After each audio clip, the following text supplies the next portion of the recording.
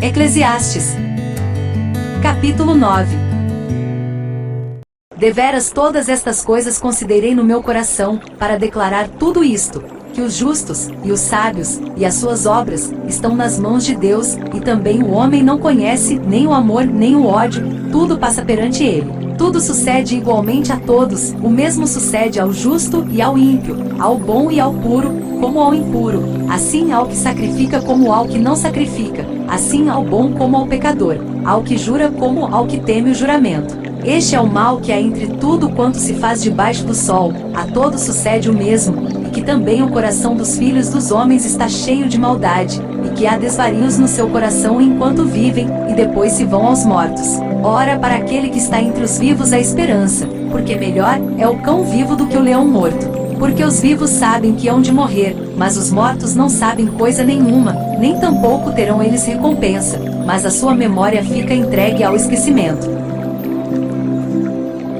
Também o seu amor e o seu ódio, e a sua inveja já pereceram, e já não tem parte alguma para sempre, em coisa alguma do que se faz debaixo do sol. Vai, pois, come com alegria o teu pão, e bebe com coração contente o teu vinho, pois já Deus se agrada das tuas obras. Em todo o tempo sejam alvas as tuas roupas, e nunca falte o óleo sobre a tua cabeça. Goza a vida com a mulher que amas, todos os dias da tua vida vã, os quais Deus te deu debaixo do sol, todos os dias da tua vaidade, porque está é a tua porção nesta vida, e no teu trabalho, que tu fizeste debaixo do sol. Tudo quanto te vier à mão para fazer, faze-o conforme as tuas forças, porque na sepultura, para onde tu vais, não há obra nem projeto, nem conhecimento, nem sabedoria alguma. Voltei-me e vi debaixo do sol que não é dos ligeiros a carreira, nem dos fortes a batalha, nem tampouco dos sábios o pão, nem tampouco dos prudentes as riquezas, nem tampouco dos entendidos o favor, mas que o tempo e a oportunidade ocorrem a todos.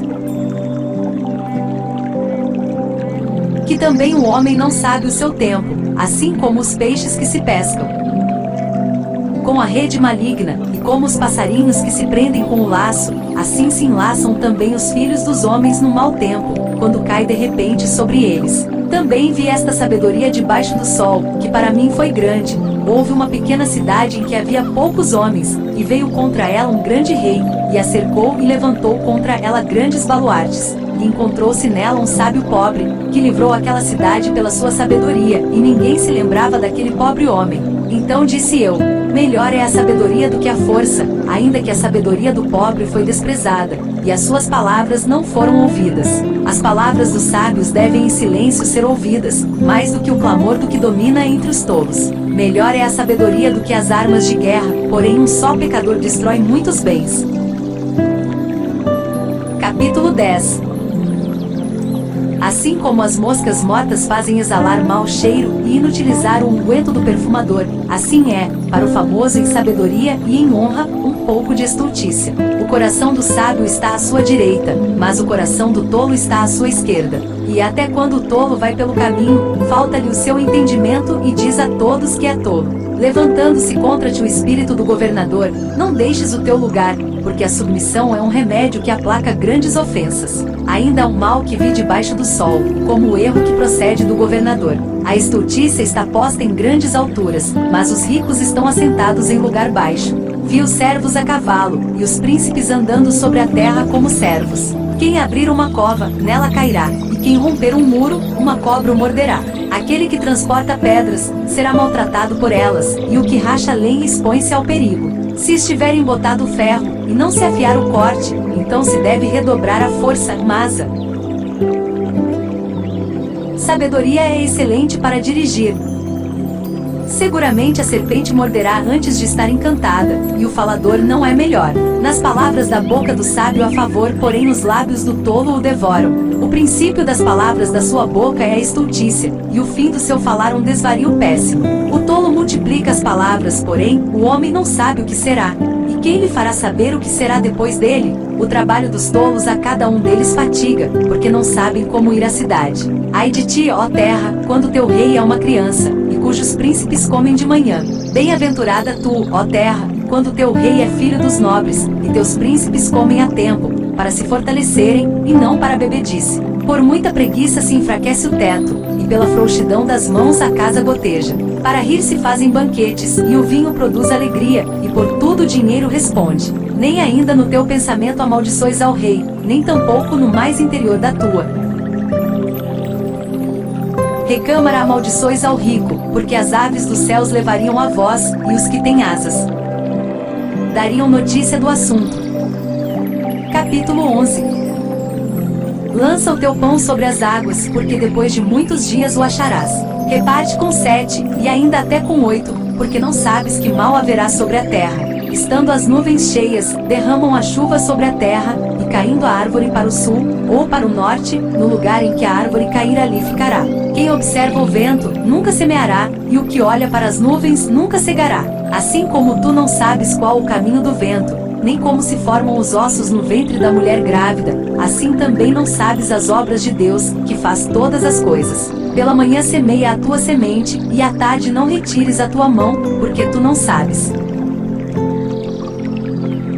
qual prosperará, se esta, se aquela, ou se ambas serão igualmente boas. Certamente suave é a luz, e agradável é aos olhos ver o sol. Porém, se o homem viver muitos anos, e em todos eles se alegrar, também se deve lembrar dos dias das trevas, porque hão de ser muitos. Tudo quanto sucede é vaidade. Alegra-te, jovem, na tua mocidade, e recreie-se o teu coração nos dias da tua mocidade, e anda pelos caminhos do teu coração, e pela vista dos teus olhos. Sabe, porém, que por todas estas coisas te trará Deus a juízo. Afasta, pois, a ira do teu coração, e remove da tua carne o mal, porque a adolescência e a juventude são vaidade.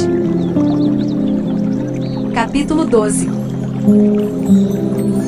Lembra-te também do teu Criador nos dias da tua mocidade, antes que venham os maus dias, e cheguem os anos dos quais venhas a dizer, não tenho neles contentamento, antes que se escureçam o sol, e a luz, e a lua, e as estrelas, e tornem a vir as nuvens depois da chuva, no dia em que tremerem os guardas da casa, e se encurvarem os homens fortes, e cessarem os moedores, por já serem poucos, e se escurecerem os que olham pelas janelas, e as portas da rua se fecharem por causa do baixo ruído da moedura, e se levantar a voz das aves, e todas as filhas da música se abaterem, como também quando temerem o que é alto, e houver espantos no caminho, e florescer a amendoeira, e o gafanhoto for um peso, e perecer o apetite, porque o homem se vai à sua casa eterna, e os pranteadores andarão rodeando pela praça, antes que se rompa o cordão de prata, e se quebre o copo de ouro, e se despedace o cântaro junto à fonte, e se quebre a roda junto ao poço.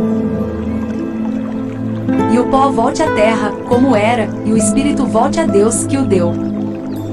Vaidade de vaidades, diz o pregador, tudo é vaidade. E quanto mais sábio foi o pregador, tanto mais ensinou ao povo sabedoria, e atentando, e esquadrinhando, compôs muitos provérbios. Procurou o pregador achar palavras agradáveis, e escreveu-as com retidão, palavras de verdade. As palavras dos sábios são como aguilhões, e como pregos, bem fixados pelos mestres das assembleias, que nos foram dadas pelo único pastor. E é demais disto, filho meu, atenta. Não há limite para fazer livros, e o muito estudar é enfado da carne. De tudo que se tem ouvido, o fim é, teme a Deus, e guarda os seus mandamentos, porque isto é o dever de todo o homem. Porque Deus há de trazer a juízo toda a obra, e até tudo que está encoberto, quer seja bom, quer seja mau. Se inscreva no canal. Deus te abençoe.